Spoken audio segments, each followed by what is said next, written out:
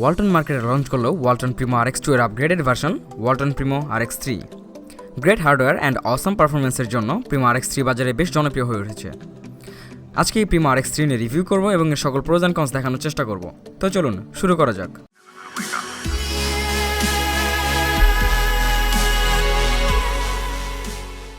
Walton Primo RX3 এর build quality just outstanding.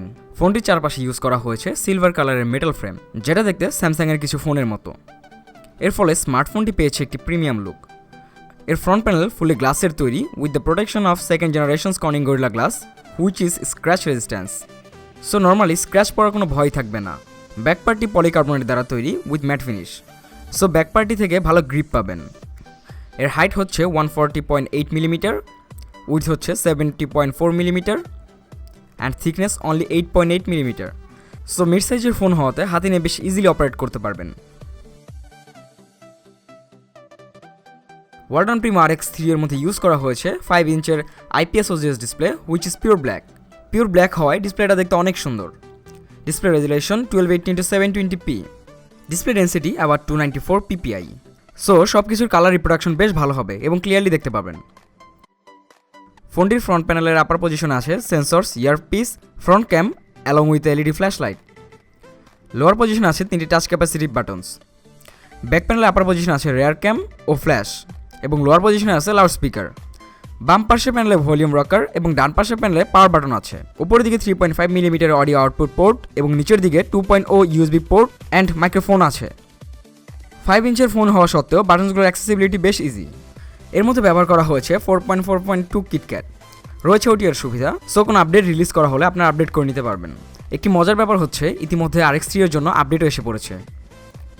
Normally এর UI এর মধ্যে অ্যাপস ড্রয়ার পাবেন না, যেটা অনেকের কাছে ভালো লাগে না। এই জন্য অনেকেরই থার্ড পার্টি লঞ্চার ইউজ করার প্রয়োজন পড়তে পারে।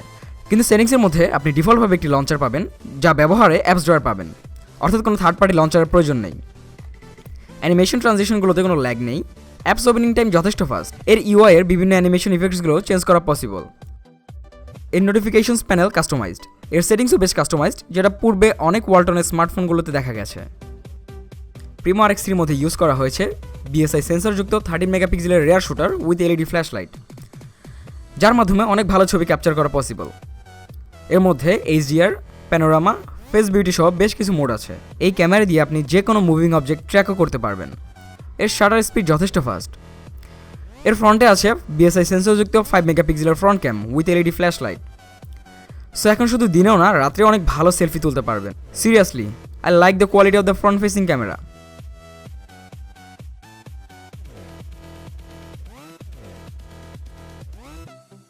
ওয়ালটন প্রিমো RX3 এর মধ্যে ইউজ করা হয়েছে অক্টাকোর প্রসেসর, যার clock speed 1.70 GHz, GPU Mali 450, 2 GB of RAM and 16 GB of ROM। 16 GB এর মধ্যে অ্যাবাউট 13 GB ইউজার অ্যাভেলেবল, যা ইউনিফাইড স্টোরেজ।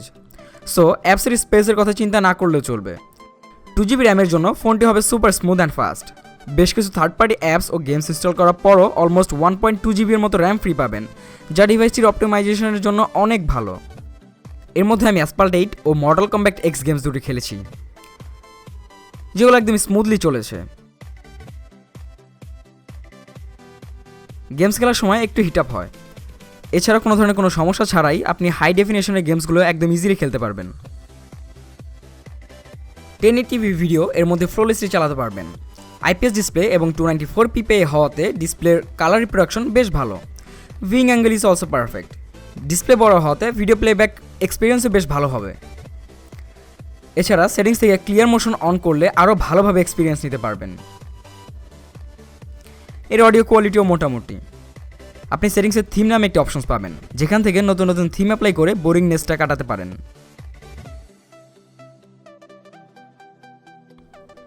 এর ফলে সবগুলো আইকনও চেঞ্জ হয়ে যাবে। থিম থেকে বাঁদিকে স্লাইড করলে লক স্ক্রিনের অপশন পাবেন, যেখান থেকে নতুন নতুন লক স্ক্রিনে অ্যাপ্লাই করতে পারবেন। ফোনের ডিফল্ট ফন্ট চেঞ্জ করতে হলে ফোন রুট করতে হতো, কিন্তু এই ফোনে রুট না করে বিভিন্ন স্টাইলের ফন্ট ইউজ করতে পারবেন।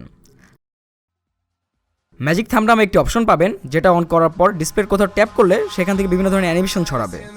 নোটিফিকেশন সেটিংস থেকে নোটিফিকেশন পেজের লেআউট কেমন হবে তাও ঠিক করতে পারবেন।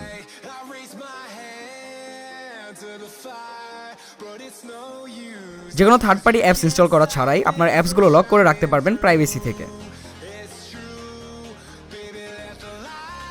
জেস্টার অ্যান্ড মোশন থেকে বেশ ভালো কিছু জেস্টার অপশনস পাবেন যা আপনাকে বিভিন্ন কাজে হেল্প করবে। স্মার্ট লাইট অপশন থেকে double tap two wake up option on করার ফলে পাওয়ার বাটন না চেপে স্ক্রিনে ডাবল ট্যাপ করেই স্ক্রিন অন করতে পারবেন। রয়েছে ফ্লোট মাল্টিটাস্কিংয়ের সুবিধা, এর মাধ্যমে ডিসপ্লেতে ফ্লোটিং একটি সার্কেল পাবেন যেখান থেকে আরও ইজিলি বেশ কিছু অ্যাপসে অ্যাক্সেস নিতে পারবেন। এর মধ্যে light, proximity, gesture and accelerometer sensor use করা হয়েছে। এবার বেঞ্চমার্ক স্কোরগুলো দেখি। অ্যান্টিটু বেঞ্চমার্কে স্কোর করেছে 28,268, যা অন্যান্য ভালো কিছু স্মার্টফোন থেকে উপরে। নিনেমার্ক 2তে স্কোর করেছে 60.1 ফ্রেম পার সেকেন্ড, যা বেশ ভালো, অ্যান্ড এটি up to 5 fingers multitouch supported. ব্যাকপার্টি খোলার পর 2100 mAh ব্যাটারি পাবেন। ব্যাটারি থেকে মোটামুটি ভালোই ব্যাকআপ পাবেন। এর উপরে দুটি মাইক্রো সিম স্লট পাবেন। তার পাশে রয়েছে একটি এসডি কার্ড স্লট, যেটি expandable up to 32 GB। So friends, আশা করি আজকে রিভিউটি আপনাদের ভালো লেগেছে। যদি ভালো লেগে থাকে তো সেই ক্ষেত্রে অবশ্যই ভিডিওটি লাইক করবেন, শেয়ার করবেন। কোনো প্রবলেম থাকলে নিচে কমেন্ট বক্সে কমেন্ট করবেন। নেক্সট এই ধরনের রিভিউ পেতে হলে আমাদের চ্যানেলটিকে সাবস্ক্রাইবও করতে পারেন। সো আমাদের নেক্সট রিভিউ আসা পর্যন্ত আপনারা সকলে ভালো থাকবেন, সুস্থ থাকবেন। ধন্যবাদ।